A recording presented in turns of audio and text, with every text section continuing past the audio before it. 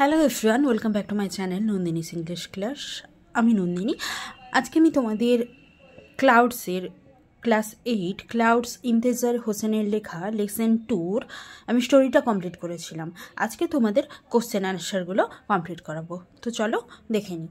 প্রথমে দেখো activity 1। Activity 1-এ কি তোমাদের দেওয়া আছে, rearrange the following sentences in correct order and put the numbers in the given boxes. এখানে কতগুলো বক্স দেওয়া আছে, এখানে সেন্টেন্স কতগুলো দেখা আছে, এবারে রিঅ্যারেঞ্জ করতে বলেছে, মানে কোনটা কার পরে হবে, কোন সেন্টেন্সটা কার পরে হবে ওইটা করতে বলেছে। তো প্রথমে দেওয়া আছে he saw a grass cutter coming from the other direction. সে দেখলো একটা ঘাস কাটরে বিপরীত দিক থেকে আসছে। 2 নম্বর দেওয়া আছে the grass cutter was surprised. ঘাস কাটুরেটা অবাক হয়ে গেছিল। হি রিচড দ্য ওল্ড মাড হাট। 3 নম্বরে এটা দেওয়া আছে। 4 নম্বর দেওয়া আছে দেখো he wander in search of the clouds. সে মেঘেদের খোঁজ করছিল। 5 নম্বর he asked the grass cutter if he had notice the clouds. 6 নম্বর দেওয়া আছে he turn on to the dark track. তো এইগুলোর ভিতরে প্রথম কোনটা হবে? তো প্রথমটা হবে দেখো he wander in search of the cloud, এইটা হবে 1 নম্বর, সে মেঘেদের খোঁজে গেছিল।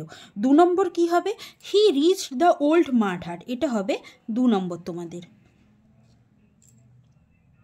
3 নম্বর হবে দেখো he turn on to the dark track, সে কাদামাখা যে রাস্তাটি ছিল তার দিকে বেঁকেছিল, এটা হবে তোমাদের 3 নম্বর। এবার 4 নম্বর দেখো he saw the grass cutter coming from the other direction, এটা হবে 4 নম্বর। সে অপোজিট দিক থেকে একটা ঘাস কাটুরেকে আসতে দেখেছিল, এটা হবে 4 নম্বর। 5 নম্বর হবে তোমাদের, আর কোনটা বাকি আছে দেখো, he asked the grass cutter if he had notice the clouds, এটা হবে 5 নম্বর। And the grass cutter was surprised, এটা হবে 6 নম্বর। তো এই গেল তোমাদের রিঅ্যারেঞ্জ। নেক্সট দেখো অ্যাক্টিভিটি 2। অ্যাক্টিভিটি 2-তে দেওয়া আছে complete the following sentence with information from the text. এই সেন্টেন্সগুলো কমপ্লিট করতে টেক্সট থেকে ইনফরমেশন নিয়ে। তো প্রথমে দেওয়া আছে দেখো the grass cutter had a bundle of freshly cut grass balanced on his head. ওই ঘাস কাটুরেটা এক বান্ডিল সদ্য কেটে আনা ঘাসটি তার মাথায় নিয়ে আসছিল। B he was disappointed to see, সে হতাশ হয়েছিল দেখে that the grass cutter was still mystified. এগুলো তোমাদের বই থেকেই দেওয়া আছে, বই থেকে তুলে কমপ্লিট করতে হবে। সি দেখো the farmer could not make sense of the boys question, মানে কৃষকটি বুঝতে পেরেছিল না, এতটা তোমাদের দেওয়া আছে। এবারে make sense of the boys question, এটা তোমাদের বই থেকে নেওয়া। ডির দাগে, তো ডির দাগে দেখো he was asking for the clouds like, এই লাইক পর্যন্ত বইতে দেওয়া আছে। এবারে বাদ বাকিটা তোমাদের বই থেকে খুঁজে লিখতে হবে। কি হবে অ্যান্সারটা, a man who has lost a child and ask wayfarers if they have seen a child wandering. তো এটা হচ্ছে ডির দাগে অ্যান্সার। এবারে চলো অ্যাক্টিভিটি 3। অ্যাক্টিভিটি 3-তে দেওয়া আছে দেখো অ্যান্সার দ্য ফলোয়িং কোশ্চেন। এই প্রশ্নটির উত্তর দিতে বলেছে, but no one could give him a satisfactory answer. কেউ তাকে একটা সন্তোষজনক বা তার মনের মতো উত্তর দিতে পেরেছিল না। Why do you think no one could give him a satisfactory answer, মানে তুমি কি ভাবো যে কেউ তাকে যে সন্তোষজনক একটা উত্তর দিতে পারেনি, তোমার মতে তুমি কি ভাবো কেন দিতে পারেনি, সন্তোষজনক উত্তর কেন দিতে পারেনি? তো চলো অ্যান্সারটা কী হবে দেখে নিই।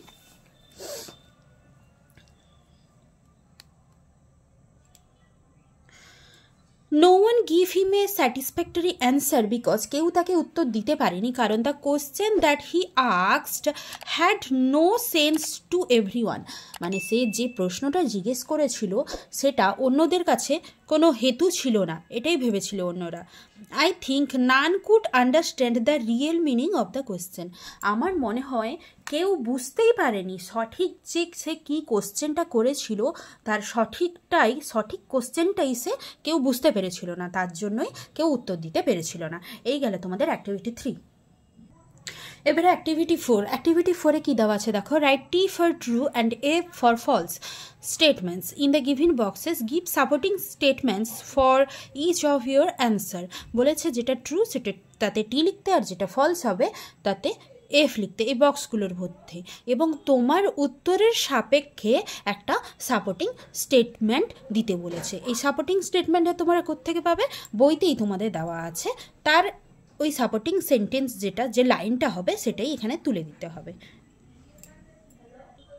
তো দেখো প্রথমে দেওয়া আছে, in the morning the boy asked the first question to his father. ছেলেটি প্রথমে সকালে উঠে কাকে প্রশ্নটা জিজ্ঞেস করেছিল? ফাদার নয়, ছেলেটি প্রথমে সকালে উঠে তার মাকে প্রশ্নটা জিজ্ঞেস করেছিল, তাহলে ফলস হবে। আর সাপোর্টিং স্টেটমেন্ট কি হবে, his mother was the first he had asked in the morning. তার মাই ছিল প্রথমে যাকে সে প্রথম কোশ্চেনটা জিজ্ঞেস করেছিল। নেক্সট দেখো বিদ্যাকে, the boy's mother asked him to go to school. হ্যাঁ, ট্রু হবে এটা, কেননা তার মা বলেছিল was quickly eat your breakfast and go to school. তারপরে সিদ্ধাকে দেখো, when the boy got up in the morning he saw that the sky was cloudless. True হবে, কারণ ছেলেটি যখন ঘুম থেকে উঠেছিল তখন মেঘের একটু মাত্র চিহ্ন ছিল না আকাশে। The sky was clear and empty, supporting statement. এবারে ডিদ্দাকে দেখো, the boy was happy to think that he had fallen asleep. False, কারণ সাপোর্টিং স্টেটমেন্টটা দেখো দিলেই বোঝা যাবে ফলস কেন বলছি। And it saddened him to think that he had fallen asleep. সে দুঃখিত হয়েছিল কারণ সে ভেবেছিল সে যদি জেগে থাকতো তাহলে মেঘগুলি অন্য জায়গায় চলে যেত না। যারা ক্লাউড স্টোরিটা জানো না তাদের কোশ্চেন অ্যান্সারটা করতে অসুবিধা হবে, তো ক্লাউড স্টোরিটা আগে তোমরা জেনে নাও। যারা জানো না, আমি অলরেডি ক্লাউডসের উপরে দুটো ভিডিও অলরেডি আমার চ্যানেলে দিয়েছি, আমি ডিসক্রিপশান বক্সে লিঙ্ক দিয়ে দিব এবং আই বাটনেও দিয়ে দিব। তোমরা চাইলে স্টোরিটা দেখে নিয়ে তারপরে কোশ্চেন অ্যান্সারগুলো করো, তাহলেই তোমাদের করতে সুবিধা হবে। এরপর দেখো অ্যাক্টিভিটি 5। অ্যাক্টিভিটি 5-এ কী দেওয়া আছে, অ্যান্সার দ্য ফলোয়িং কোশ্চেন্স। এই প্রশ্নগুলির উত্তর দিতে বলেছে। এ কি দেওয়া আছে, হুইচ কোয়েশ্চেন হন্টেড দ্য বয়। কোন প্রশ্নটা ওই বালকটিকে ভয়ভীত করে তুলেছিল বা ভাবিয়ে তুলেছিল, কোন কোশ্চেনটা? তো অ্যান্সার হবে, the question that was haunted the boy was where have the clouds gone. প্রশ্নটা এটাই তাকে ভাবাচ্ছিল যে মেঘেরা কোথায় গেল। এটাই হচ্ছে এই কোশ্চেনটাই বালকটিকে ভাবিয়ে তুলেছিল।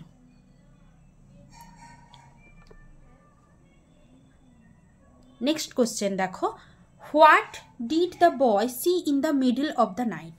ছেলেটি মধ্যরাত্রে কি দেখেছিল?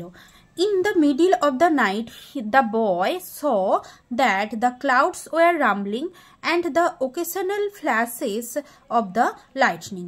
তো ছেলেটি মধ্যরাত্রে দেখেছিল যে মেঘেরা গর্জন করছে এবং অনিয়মিত ঝলক মারছে, আলোর ঝলক মারছে মেঘগুলি। তো এটাই রাত্রে দেখেছিল ছেলেটি। নেক্সট দেখো, see how did he feel as he walked between the fields. সে যখন মাঠের মধ্যে দিয়ে হাঁটছিল সে কি অনুভব করছিল? হোয়াইল হি ওয়াকিং, সে যখন হাঁটছিল, বিটুইন দ্য ফিল্ডস, মাঠের মাঝখান দিয়ে, হি ফেল্ট, সে অনুভব করছিল, his body was on fire, his throat was dry. মানে সে যখন মাঠের ভিতর দিয়ে যাচ্ছিল এত গরম ছিল, সে মনে হচ্ছিল যেন আগুনের মধ্যে দিয়ে যাচ্ছে এবং তার গলাটি শুকে আসছিল। নেক্সট কোশ্চেন দেখো, D, what did he do after reaching the shelter of the tree. গাছের ছায়াটি পৌঁছানোর পরে সে কি করেছিল? আফটার রিচিং দ্য শেল্টার, অ্যান্সারটা হবে হচ্ছে after reaching the shelter of the tree he splashed the cool water from the Persian wheel on his dusty feet and washed his hands and face and drank his feet. মানে সে যখন পৌঁছালো ওই গাছের ছায়াটার নিচে, তখন সে ওই পারসিক চক্র থেকে জলটি তার মুখে ছিটিয়ে নিয়েছিল এবং তার পাটি ধুয়েছিল, হাত ধুয়েছিল এবং মুখ ধুয়েছিল এবং যতটা সম্ভব জল পান করা যায় সে পান করেছিল। তো এই গেল অ্যাক্টিভিটি। তো তোমাদের ক্লাউডসের কোশ্চেন অ্যান্সারগুলো যেহেতু অনেকগুলো আছে তাই আজকে অ্যাক্টিভিটি 5 পর্যন্ত করালাম এবং পরের ক্লাসে বাদবাকিটা করাবো। থ্যাংক ইউ অল এতক্ষণ আমার পাশে থাকার জন্য।